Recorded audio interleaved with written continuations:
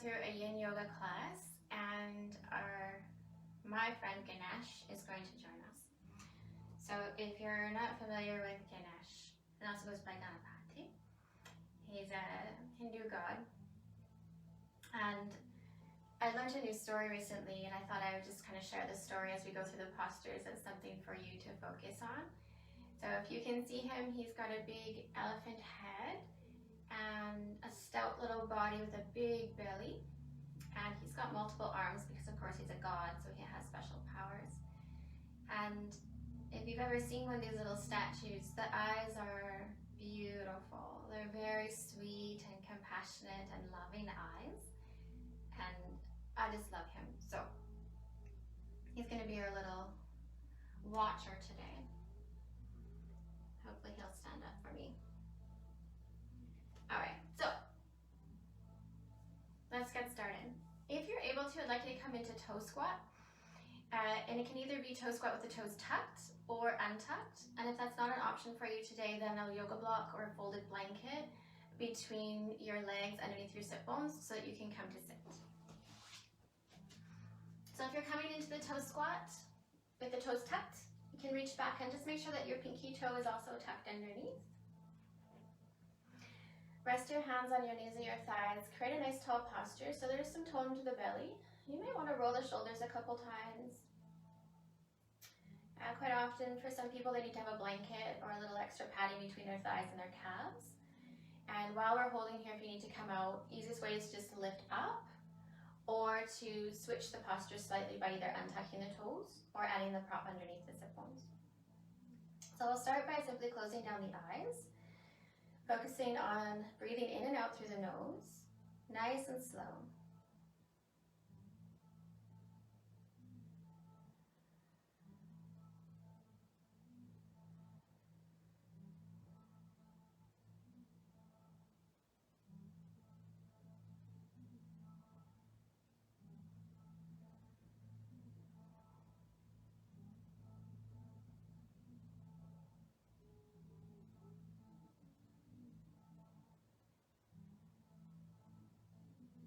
See if you can get your breath to go a little deeper down into the lower part of the belly, moving away from having a shallow chest breath and now moving into a belly breath.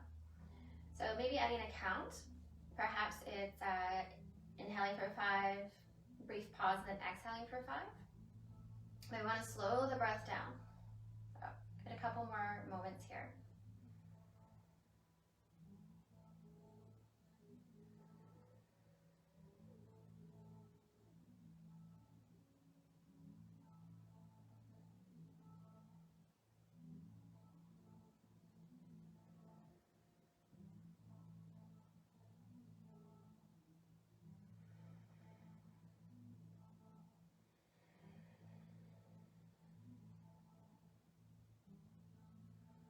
And if your eyes are closed down, flutter them open and just switch your seat just a tiny bit. So if you had toes tucked, come to untucked. And if you need to come forward and roll the ankles and scrunch the toes a few times, please do that. And then we'll meet back sitting in a slightly different variation of the same posture. Eyes will remain open this time. We're going to come into a shoulder stretch. So one arm's going to reach up. Bring the back of your hand to the back of the shoulder. Other hand wraps around the back. Try to find your fingertips. You can move around and wiggle around as much as you need to. We would like the top elbow point to be straight up towards the ceiling, right alongside the side of the head. And the bottom elbow point, of course, be pointing down towards the floor. So still having that slight tone through the belly, nice tall spine. Letting the weight of your upper body come down through the sit bones, adding the weight into the heels. And then you can just hold.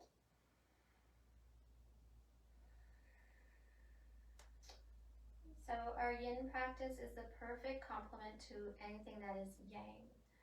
So anything that's fast moving, high energy. Our yin practice helps to balance that by asking us very politely to slow down, to do less, to become an observer of what's going on in the body, to really pay attention.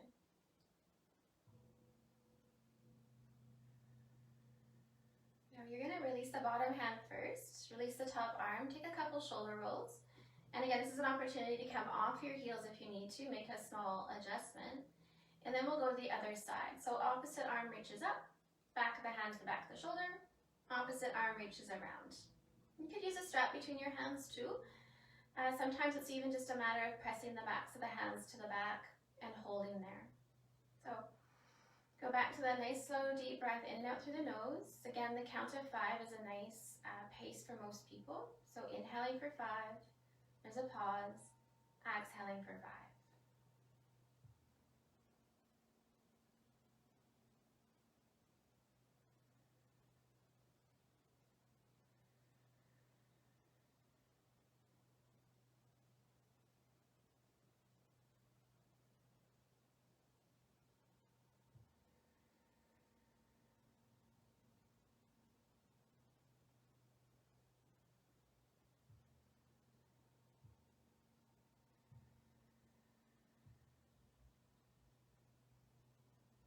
We're going to release the bottom hand and then the top, roll the shoulders.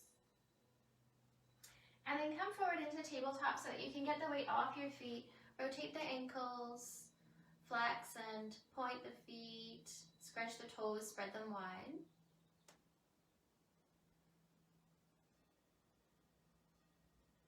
And then you can swing your feet around to the front.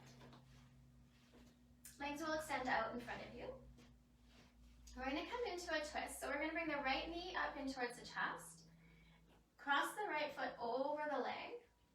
And then you can lean over to one side and bend your bottom leg back as well. So if this doesn't work, then of course the bottom leg stays out straight. But if you can manage to get here, firmly plant your foot on the floor. And maybe it's the edge of the top of your other foot. Again, both feet are firmly rooted. Even weight down to the sit bones. You can have your hands to start to pull your knee in towards the chest until most of us will feel a nice stretch through the glute and the outside of the hip. So you want to create that sensation. We'll stay here for a couple breaths.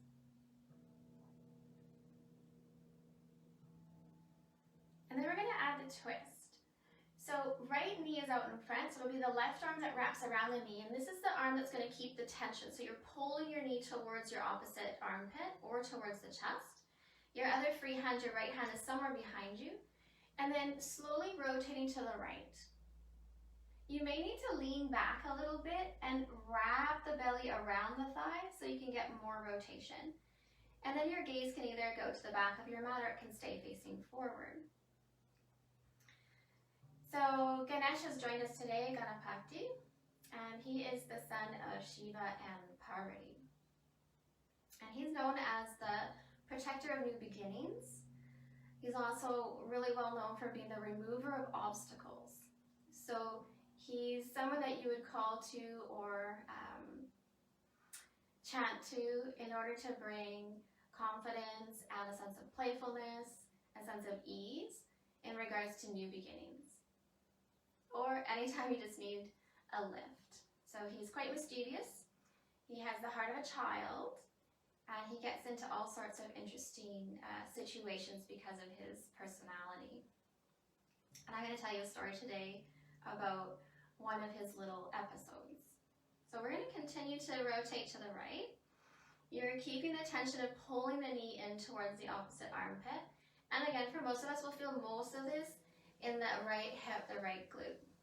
So a couple more breaths here.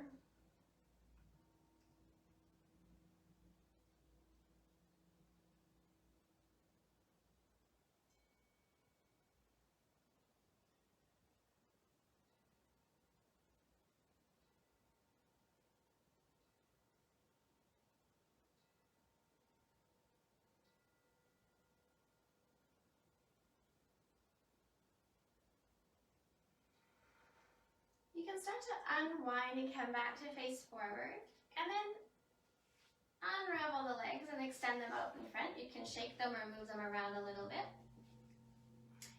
Adjust your sit bones so again they're evenly weighted and you've got a little bit of that sensation of the pelvis tipping forward. And then we'll go into a forward fold just briefly. So hands can be onto the knees or the shins or down lower on the legs, perhaps to the feet. And ease yourself forward. You can use your forearms down onto props or onto your legs. Again, deepen the breath. Primarily we want the sensations to be on the backs of the legs, just through the hamstrings, but depending on what's going on in your upper body, you may feel sensations in the back as well. If you keep your back a little bit more straight and toned through the belly, the sensations will be more in the legs. So avoiding the rounding will help to alleviate that sensation. We're gonna stay here for a little bit longer. And if you can see my friend Ganesha here, he has a big round belly, and that's because he loves sweets. And maybe that's why I like him so much. I love sweets too. So he's got a big round belly, he likes to eat sweets. And in some of the statues, you'll see that one or of his tusks is either missing or a little shorter than the other. And that's in relation to the story I'm going to tell you today. Sometimes his tusk is also in his hand. So, I'll explain why in a few minutes. Also in some of the statues, you'll see that around his waist is a snake. He's not wearing it in this particular one, but in most of them he does have something around his waist. And again, I'll explain that as we move through our practice. So we're going to rise up. And again, you might need to make a little adjustment with the sit bones. You're going to bring the left knee in towards the chest. Cross it over. And again, this is where you can do the work, or the bottom leg can bend and wrap around again beside your hip. We'll spend a few moments just making adjustments, tucking in extra props if you need them until you can evenly weight down to the sit bones. And you're going to pull your knee either directly towards the chest or slightly over to the opposite armpit. Again, we'll feel most of this in the outer hip or into the glute. Sitting nice and tall. Breathing slow and deep.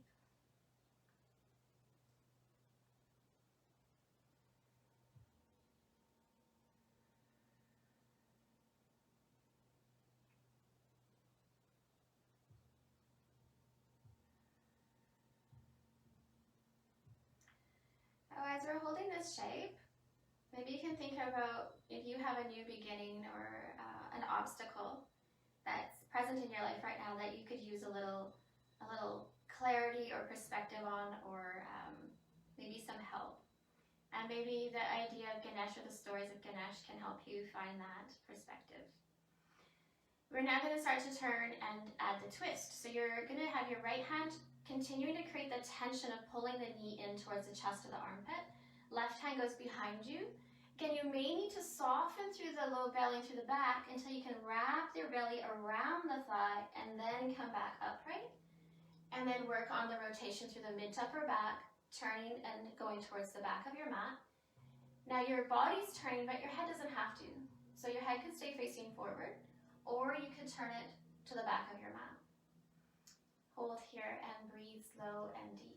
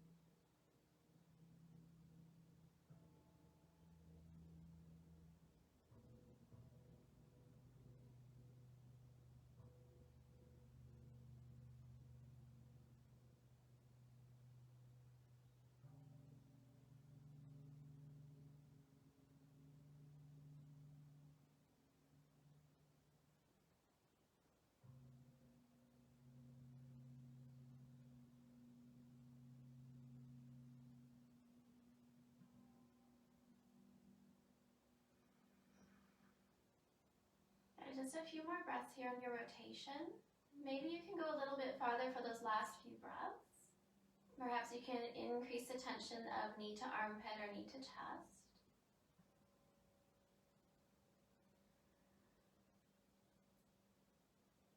Then you're going to very slowly release the rotation, come back to face forward, unravel the legs, stretch them out in front of you, move them around a little bit. I always like to rock side to side. And then we'll go back into our forward fold. So the legs are relaxed, the upper body is pretty relaxed, unless of course you need to take out the sensations in the back, then it'll be a little bit straighter. And you're gonna let yourself come forward. Use any amount of props out in front to support you. Hands can be anywhere along the legs or to the floor, and then we'll hold.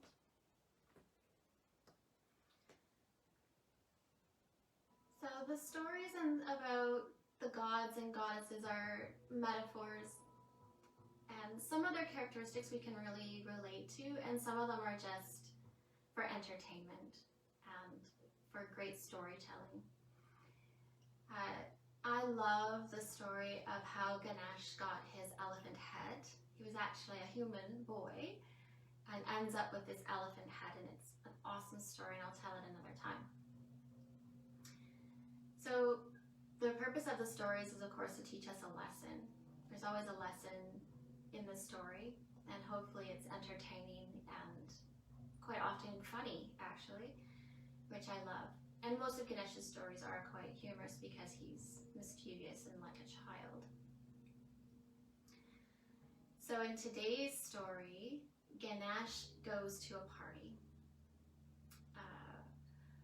with other gods, of course, and they're having a wonderful time, and there's an abundance of everything. And Ganesh has quite the love of sweets, so he's thoroughly enjoying himself, just stuffing himself with all of his favorite sweets. And so of course it's quite a wonderful party for Ganesh because all of his favorite things are there, namely the sweets. And so by the end of the party, he is full. His belly is huge and round, and now he has to make his way home. And we also will start to make our way more upright. So allow yourself to rise up.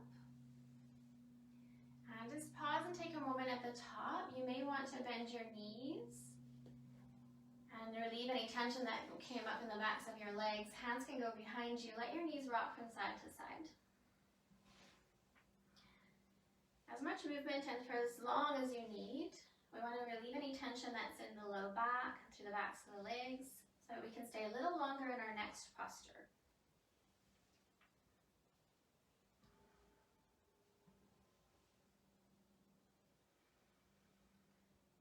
Now coming back up to center, keep your feet quite far away from you, bring the soles to touch, and when you look down, you'll see that you've created a diamond shape between your legs. Lift your hips, add any props underneath if you need them.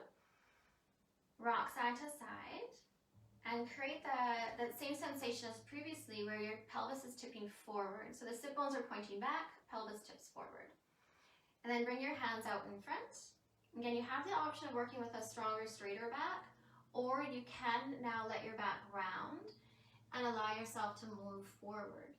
Any amount of props out in front that you need or want, and we'll settle into our butterfly pose.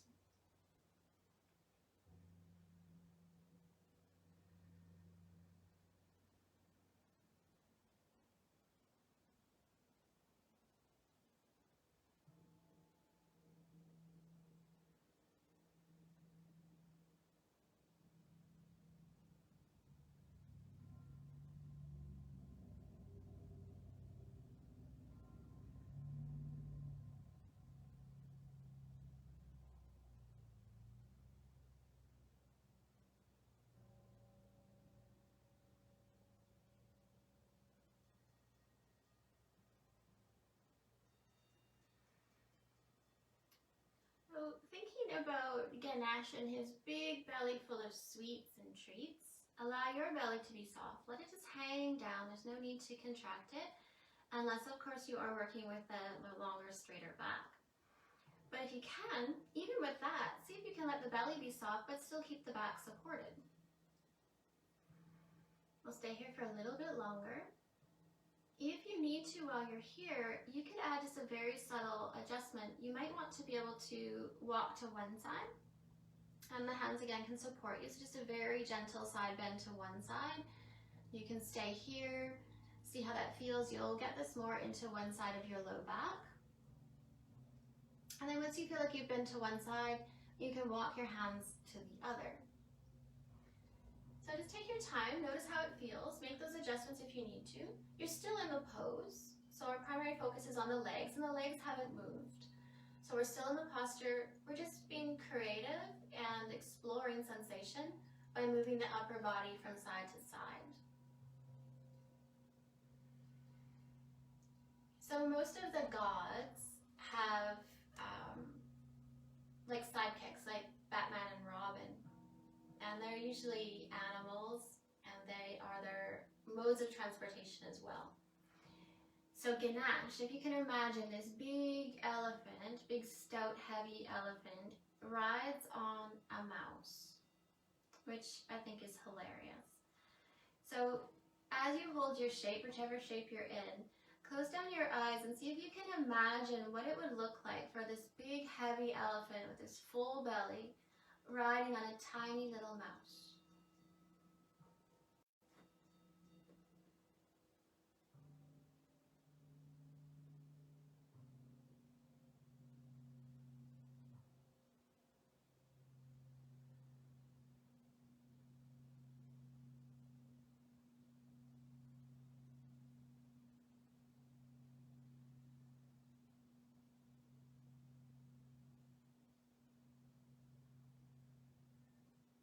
Just a few more breaths here.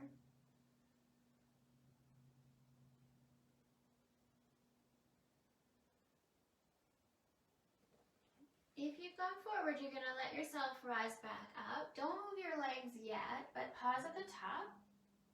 Take your hands beside your hips. Tense your fingers if you have to. Lift your hips and then push yourself all the way forward until your groin comes right up towards the heels. Use your hands behind you to get more upright. Again, make those adjustments. Once you've got that little tilt forward, you can bring your hands to the feet. And you're going to continue to press the knees down towards the floor. And your options are to stay here nice and upright or to add a forward fold. And if you do go forward again, you can come down onto props or a little bit lower, wherever you can hold comfortably. So we'll be here for a few moments.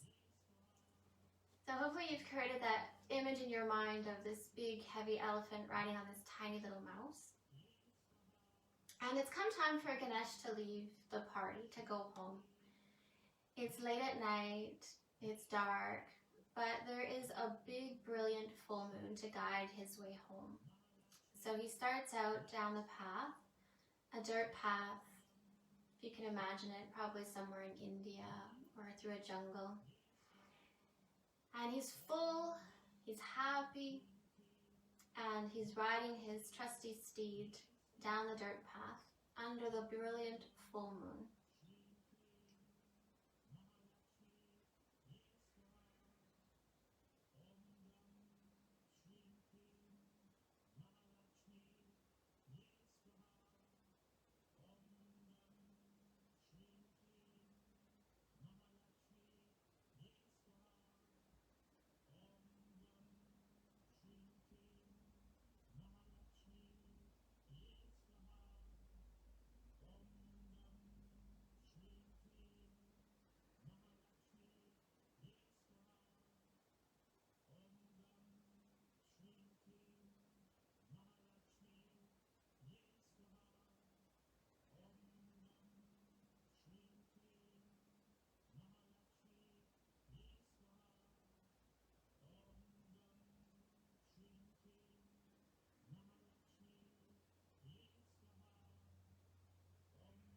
Just a little bit longer here.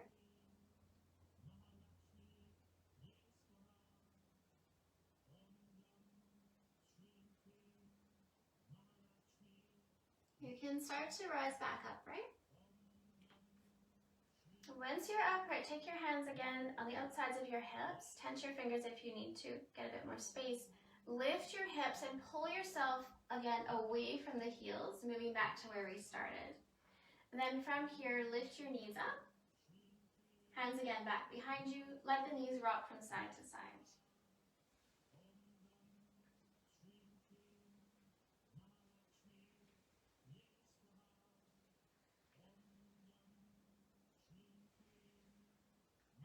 bring the knees back to center, we're going to come into our fire log pose. So left leg on the bottom to start. Flex through the left foot so that you've got a straight line from your knee to your ankle. And then pick up your other leg, hanging onto your foot and your knee, and see if you can stack knee to ankle, ankle to knee. Now, if this is too much for the hips, it's just, whoa, not gonna happen. You have options. You can have your hands holding here, or you can have your bottom leg straight and your ankle resting on your thigh. So option number 1, here with bottom leg straight. Option 2, legs stacked.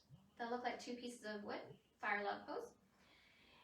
Or you may have the one knee quite high, perhaps blocks underneath, or you're holding and guiding it here. Whichever one you're in, you do want the even weight down through the sit bones.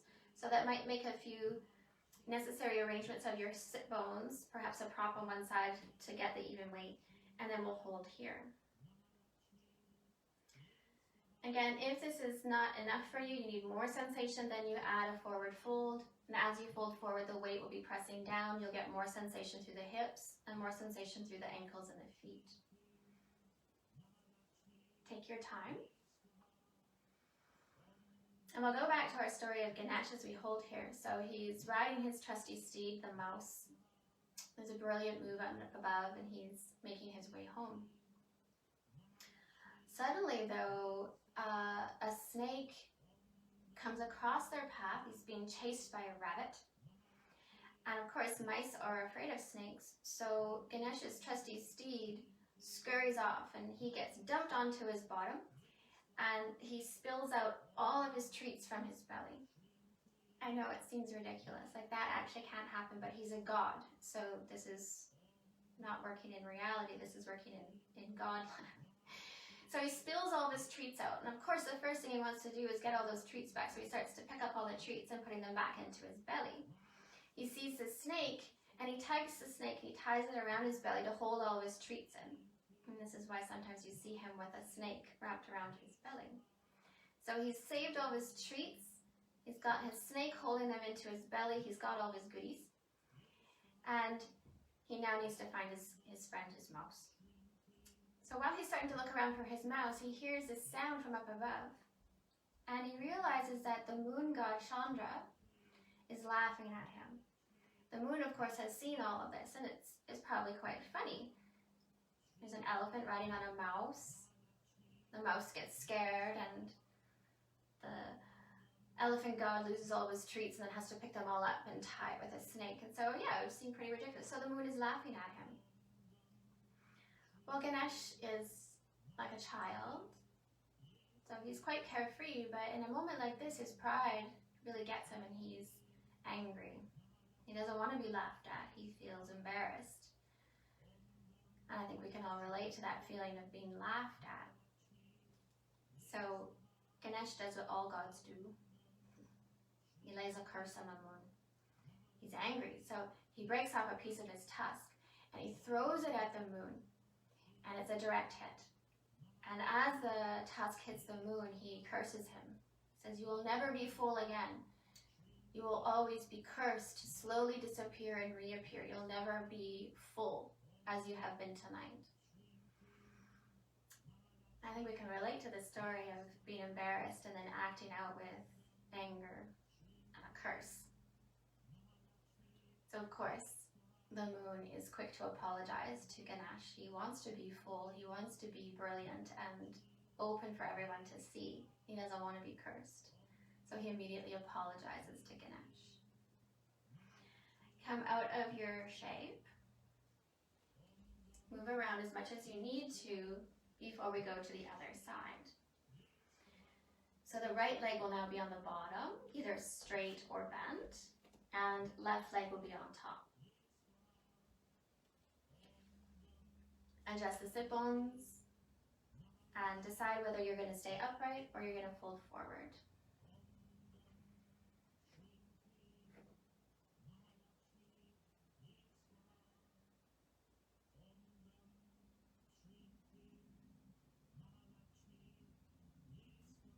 So as you hold on this side, maybe take a few moments to think about if you can relate to the story. Have you ever been embarrassed or angry and acted out maybe a little quicker or with more vehemence than you cared for?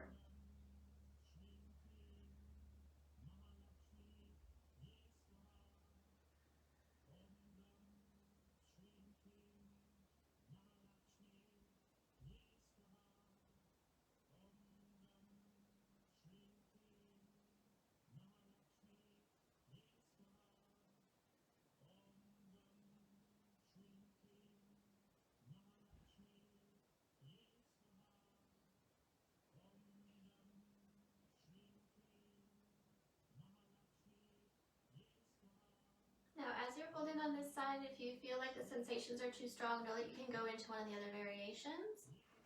You could also at any point come out of the pose, move around, and then come back in. We do have some more time to be here, so close down the eyes. Again, you can think about the story, or you can stay focused on the quality of your breath. Again, a count of 5 in, count of 5 out is a nice ratio for most people.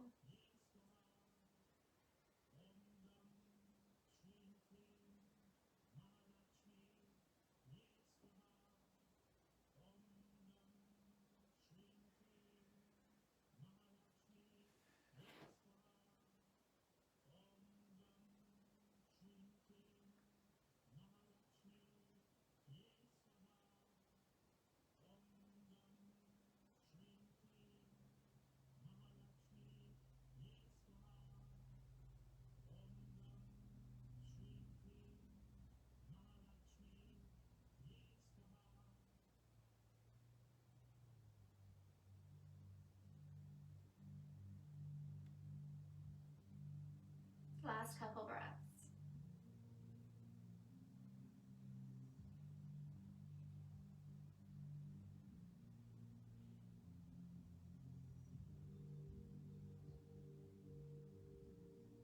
You're going to start to make your way back upright if you went forward.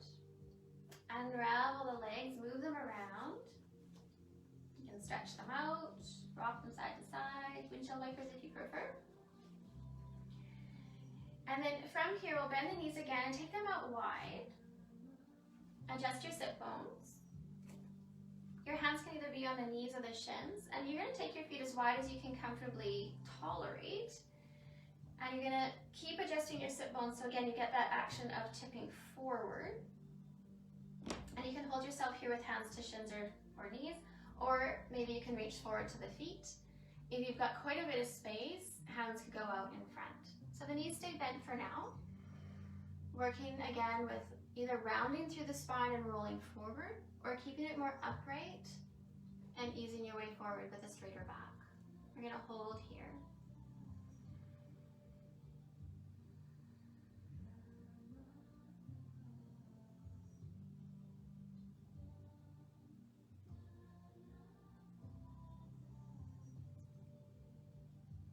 So as soon as Ganesh hears the apology of Chandra, the moon god, he immediately regrets his reaction. It was a little harsh. And so he can't completely remove his curse. So he allows the moon to be full once a month. And the rest of the time, the moon is cursed with this waxing and waning, slowly disappearing, slowly reappearing. And eventually Ganesh finds his mouse, his trusty steed, and he makes his way home. So the moral of the story is there should be a moral about not eating too many sweets, but maybe that's for another day. But the moral of the story is, can we prevent ourselves from acting out in a way that we're going to regret? And this is where our yoga practice comes in.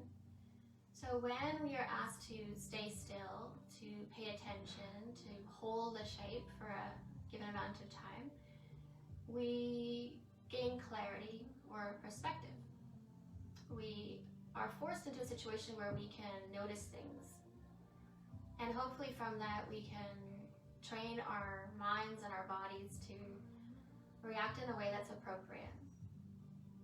So acting in a way that we won't regret. Wherever you are, rise up and then straighten the legs out. So you're coming into your straddle split. You can move around as much as you need to. Again, the rock side to side is always a nice little adjustment. And then we'll, again, allow ourselves to come forward. You can choose either the rounded spine or the flat back, coming down to whatever level you can tolerate, and then holding your shade. So most of the sensation will be in the legs, the inner thighs, the backs of the hamstrings. And then depending on what's going on in the upper body, perhaps in your spine, you'll feel this as well. Take a few moments to close down and see if you can find some perspective or clarity for a situation that you may have right now.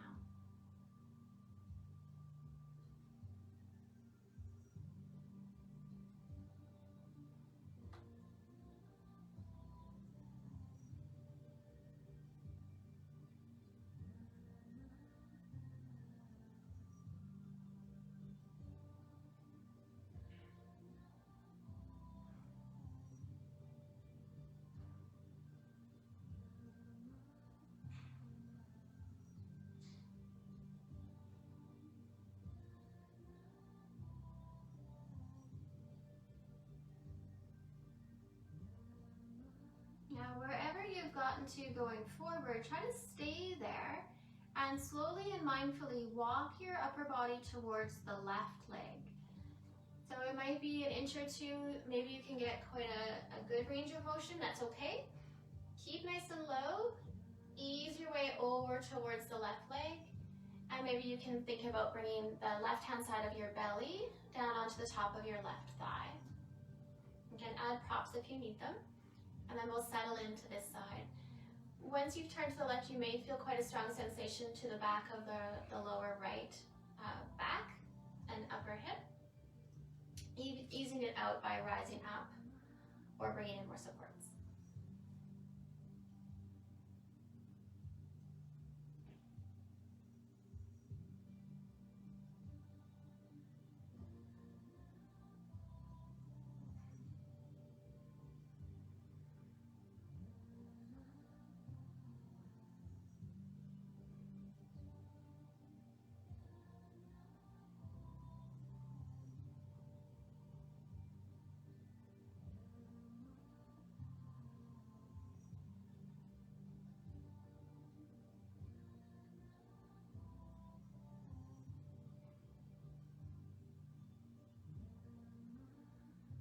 Keeping nice and low still, you're gonna come off the left leg, find your way back to center. You'll have a brief pause at center. And then easing the body towards the right leg. Rise up if you have to, make adjustments to your back or to your hips, and then lower down over the right leg. Again, adding the props or the support of your hands or forearms.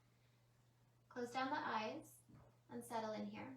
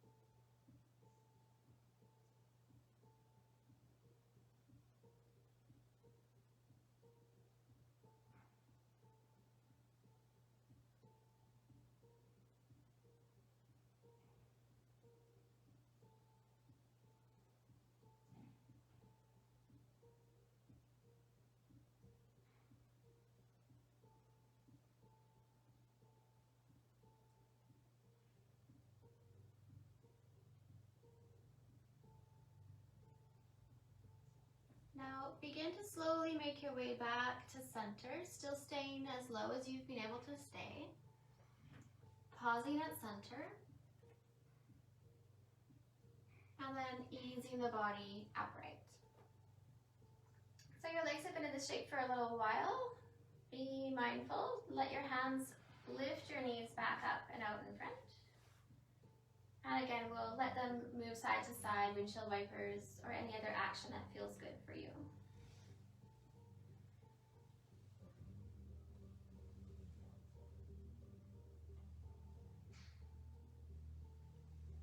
Okay, so from here, we're going to turn into tabletop position, hands and knees. And we're going to make our way into sleeping swan or pigeon pose. So your hands are out in front. We'll get your right knee to come forward. Find just the right angle of your right shin. Now, let's call it easier, is to have your heel a little bit closer down towards your hip. If you want a stronger sensation in your practice, you could take your right big toe and hook it on your left wrist. Then let the shin come down. It'll be more like parallel to the top of your mat. And then you ease your back leg back. And you make any adjustments that you need to. And this is where you might need a prop or a blanket underneath the right sit bone. And then you can level out the hips. Spend a few moments here on your hands. And then if you need to, you could always unhook your big toe, let it move back an inch or two to just make it a little bit more tolerable. And then you can start to lower down. And you can lower down either onto forearms or all the way to the belly. So bringing some evenness or levelness to the hips if possible. Nice, strong, straight back leg. The foot isn't sickled. And then settling into the shape. Slow, easy breaths.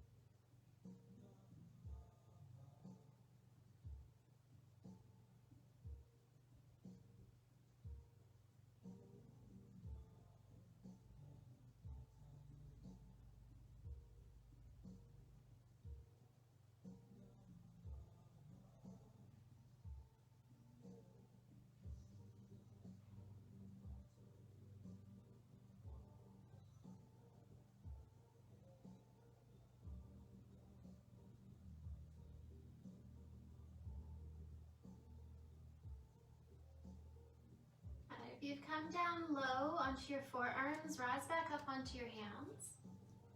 Right knee, right shin is forward, so the right hand will stay out in front.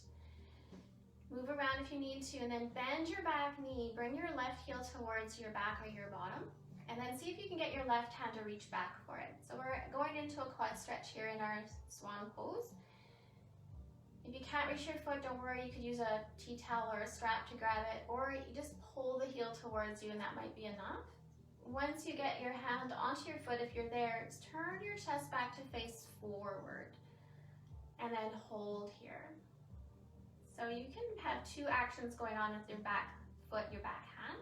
You're either using your left hand to pull your heel towards you to get a deeper quad stretch, or you could be pushing your foot into your hand and pulling your left shoulder back to get a nice stretch to the front of the shoulder.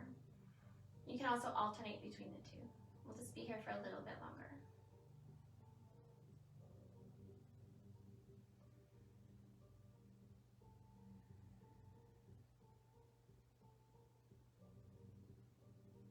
Alright, so releasing the back foot carefully and slowly. Bring your hands back down to the mat. Lift your back knee, inch it forward a little bit so there's less tension, and then either moving back into tabletop, or if you prefer, downward facing dog. Take some movement before we come to the other side.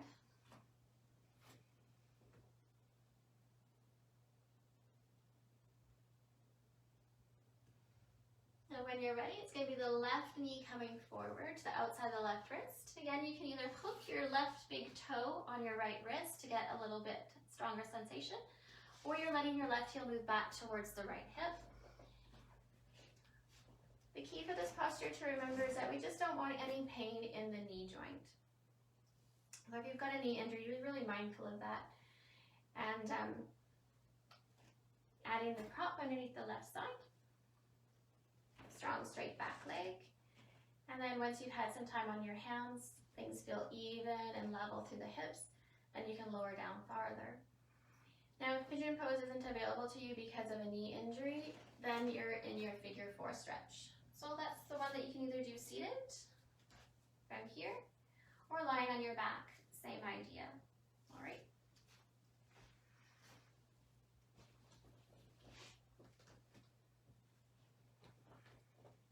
So settling down, perhaps you come down onto the forearms, evenly weight down through the hips, and keep your breath slow and even.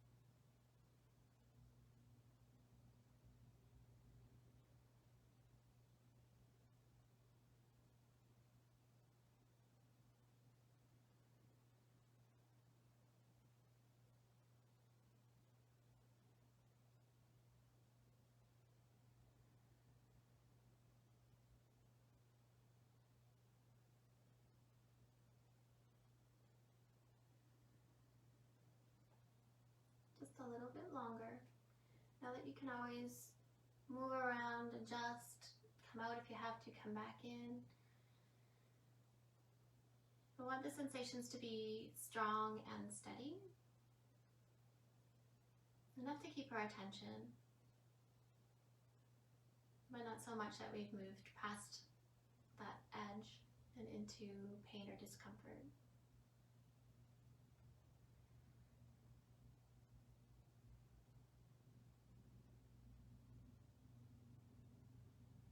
So we're trying to keep the hips level and even. Walk yourself back up, coming onto hands. So it's the left leg, left foot is out in front. Left hand will stay there for balance. You'll bend your back knee, either pull the heel towards you or reach back with your right hand and move again in between either the quad stretch, so pulling your heel towards you, or pushing your foot into your hand, stretching your arm, your shoulder back, and keeping your chest facing forward. Hold here.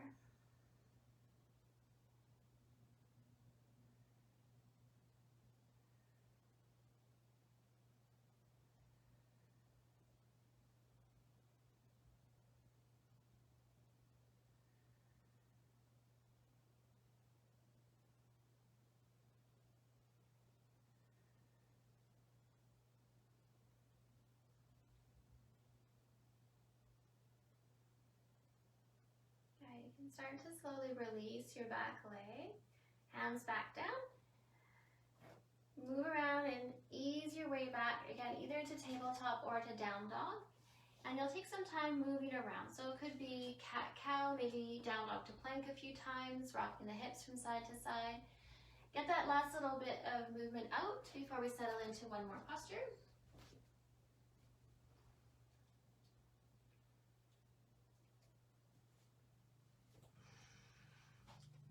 So once you've done moving, we're going to meet on the belly with the legs outstretched long behind us. And we'll come into Sphinx Pose. So I'd like you to start with the whole rib cage down on the floor.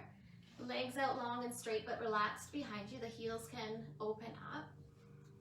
Arms are out in front like railroad tracks. So we don't want the elbows flared out to the side. We want them in line with the shoulder. So slide your belly up farther. Get your shoulders down away from your ears. Reach the crown of your head up. And then every 4 or 5 cycles of breath, inch your elbows a little bit closer towards you. Assess the sensations. And if you can still keep your legs and your glutes relaxed, you can still keep your shoulders down and back, and then maybe another inch or so closer to you. And you're just going to continue to do that until you get to where you know it's your max. It's a strong sensation, but you can stay with it.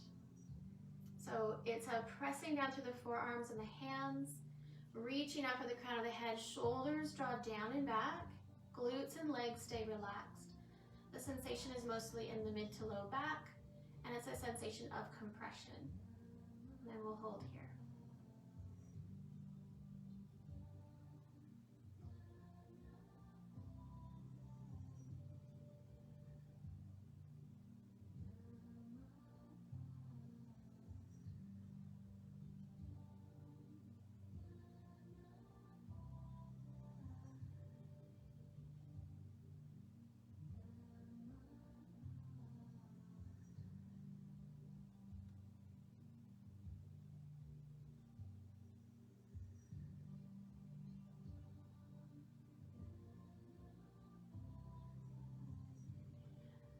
In the shape that you've come into, you should be able to feel your belly on the floor.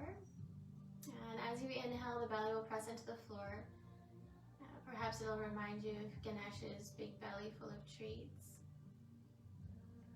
The belly can be soft. It's okay. Let the pressure of your belly on the floor bring your awareness to the breath. You want to be breathing down low into the belly so that we avoid the chest breathing. On the exhales, that's where you can think about the sensation of drawing the shoulders down and back. Chest will naturally move forward.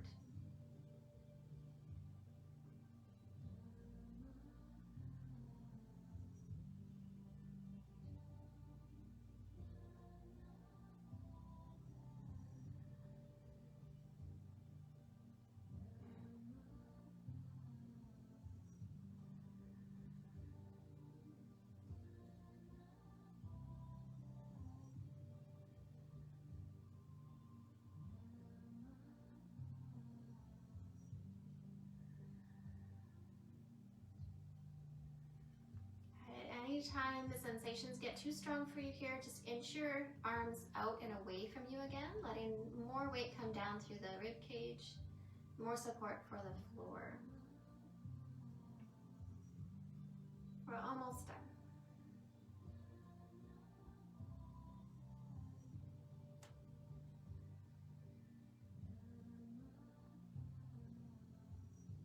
To begin to ease your way out of the shape, you can rock to one side, let the elbows flare out, and lower yourself down so that you can rest your forehead on your forearms. Once the forehead comes down, you can let your hips rock side to side.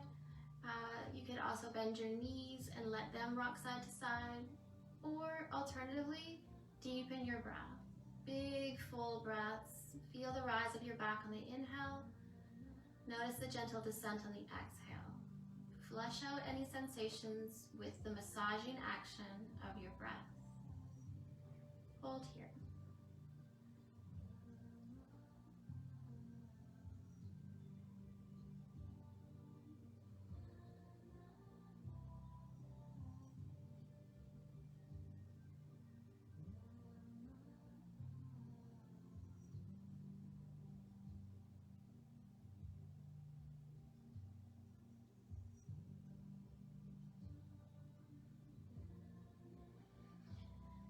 Now, lifting your head and shoulders back up, we're going to do belly down banana asana. So, it's a side bend. I'd like you to take both of your legs and move them to your right. The tops of your legs, the tops of your feet will still be down on the floor. They've just simply now slid over to the right-hand side of your mat. And then you're going to use your arms and walk your body towards the right. Your arms are going to stretch out nice and long. And you can either bring forehead down or you can bring one ear down. And it could be either way. One, of course, will be much more comfortable than the other. And you're going to hold the shape. So you want to be feeling a stretch on the left-hand side of your waist. And we're going to hold here and focus on those nice long, inhale for 5, exhale for 5.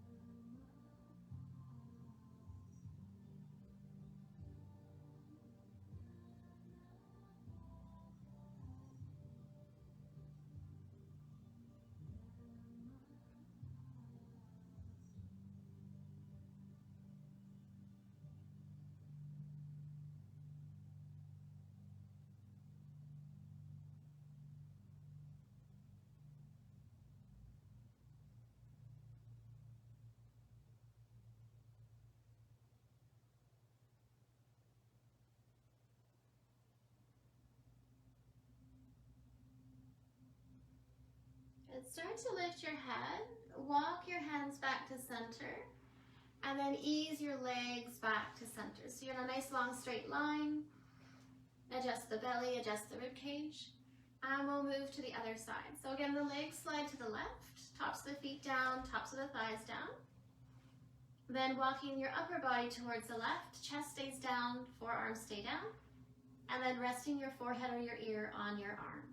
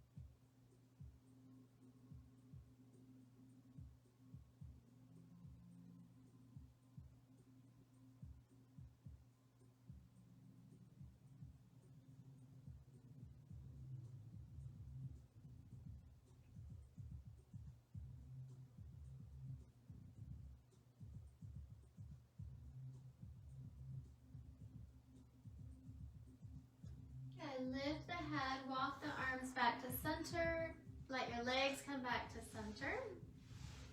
Slide your hands under the shoulders, a little bit closer towards your waist. Firm the belly, push into knees and hands, and rise up to plank on your knees. Keep your knees close together as you ease your way back into child's pose. So you can start by letting your knees stay close together and letting your belly round over the thighs. Arms can go forward or back. And then once you settle into the shape, if you wanted to ease your knees farther apart, you could do so and then resettle.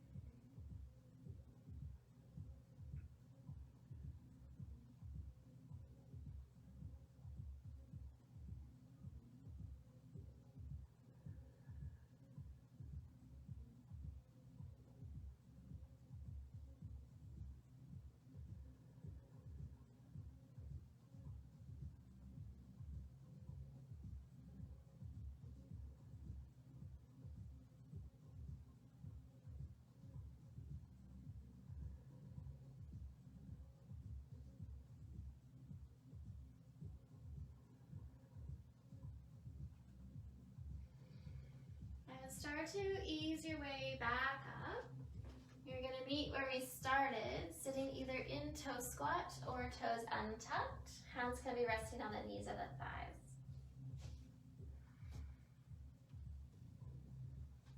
Now take a few moments to settle in.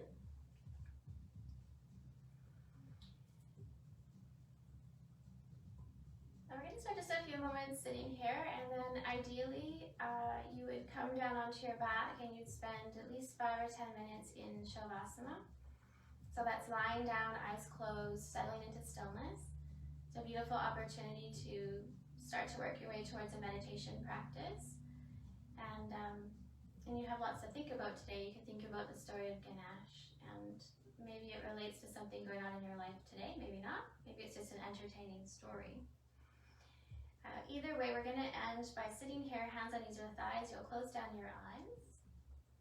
And there is a chant for Ganesha. It's one of my favorites. I've been playing them in the background. I'm not sure if you could hear the music or not, but they've been playing, so they've been working behind the scenes, even if you weren't able to hear them. So the chant that I like for Ganesha is Om Gam Ganapataye Namaha.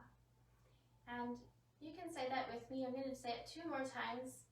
And maybe it resonates, maybe it sticks, maybe it doesn't matter.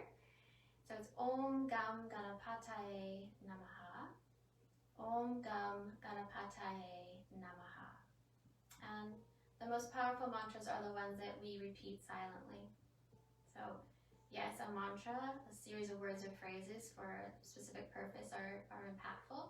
But more impactful are the words that we say to ourselves silently that may be negative or self-defeating. And those are the ones that we want to nip in the butt and rewrite the scripts. And that's why we have our yoga practice, so we can listen, pay attention to what we're doing, pay attention to what we're hearing, and make changes.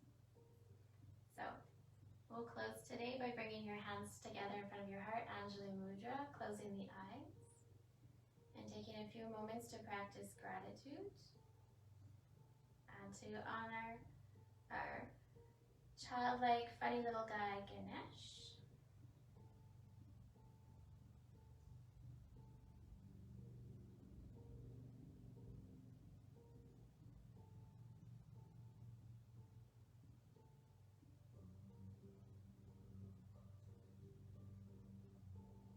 So thank you for allowing me to guide your practice today.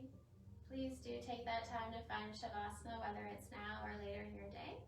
And I hope you have a peaceful and happy